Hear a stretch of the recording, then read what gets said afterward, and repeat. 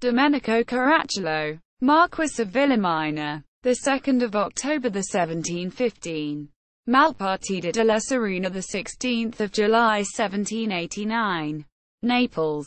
Was diplomat and politician in the Kingdom of Naples. Life, family origins and education. He was the son of Tommaso, Marquess of Villamaina and Caprilia, two small towns in what is now the province of Avellino, then known as the Principato Ultra. Born in Spain, where his father was a lieutenant colonel in the service of Philip V of Spain. Educated in Naples, he began his career in the magistracy with a post as a judge in the Grand Court della Vicaria. But he and that field proved mutually unsuited to one another, thus forcing him to broaden his horizons and begin a diplomatic career. Between 1752 and 1753. During the reign of Charles III of Spain and at the height of Bernardo Tanucci's power, he held two short consecutive posts. After this he spent decades as the Kingdom of Naples' diplomatic representative across Europe. He was envoy extraordinary to Turin from 1754 to 1764. And then to London from 1764 to 1771, where he became a close friend with Vittorio Alfieri, who became a father figure to him, a man of high wisdom and droll wit, and, more than a father-in-love. He was also elected a Fellow of the Royal Society in 1765. After Britain, Caracciolo moved to France for a diplomatic post, remaining there between 1771 and 1781.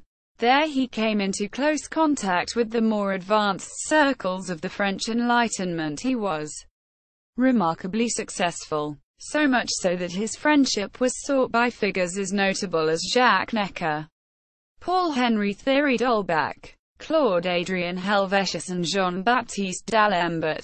Some of his success was down to his ability to organize parties and his undoubted ability to be assertive in Parisian circles as a delightful conversationalist, politician and reformer. After his time as a diplomat, Caracciolo had a high political career, spending 5 years as Viceroy of Sicily. He was appointed to the post in May 1780, but only took it up in 1781.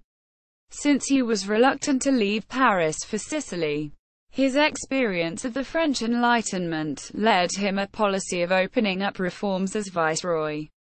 This brought him into open and sometimes successful conflict with the privileges of the aristocracy and clergy, in which he was supported by some of the middle class, who were more inclined to support the monarchy's moderate reform policy.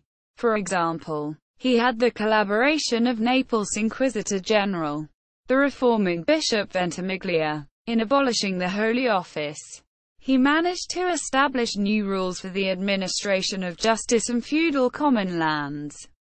For various reasons, including the terrible earthquakes that devastated Messina in 1783, he had to give up on what he considered the most important reform, the creation of a class in which at first sight seemed to be described and designated property by its borders, cultures and annuities, a basic and essential preliminary to a taxation feudal and ecclesiastical estates.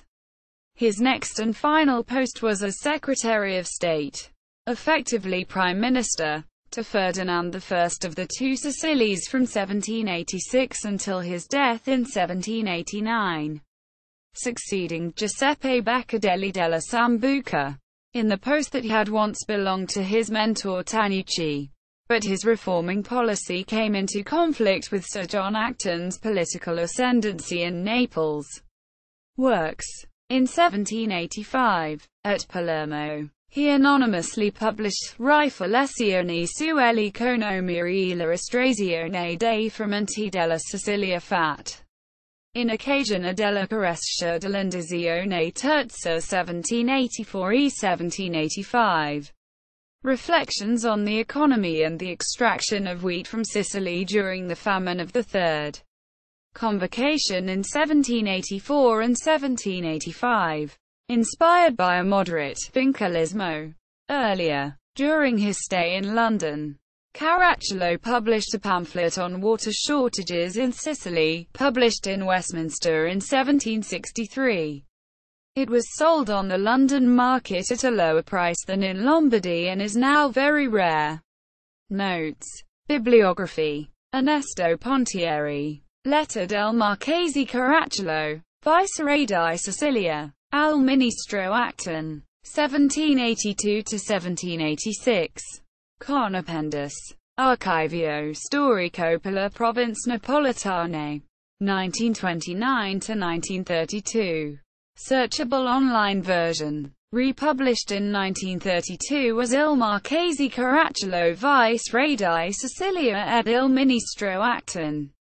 Letter and edite sul Governo di Sicilia. 1782–1786. A. Sibilia. Caracciolo. Domenico. Indizionario biografico degli Italiani. Istituto dell'Enciclopedia Italiana Treccani. Roma. Online. Pasquale Hamel. Sogno di un Illuministi. Lazisa. Palermo. 1995. Francesco Renda. La Grande Impresa. Domenico Caracciolo Viceroy Primo Ministro tra Palermo e Napoli. Palermo. Celerio. 2010. ISBN 9788838924910.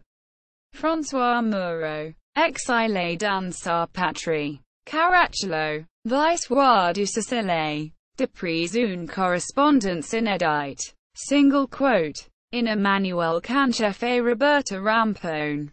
Ed. Viaggio nel Sud. 3. Il Profondo Sud. Calabria e dintorni. Geneve. Slatkin. 1995. T. I. p. 211–231.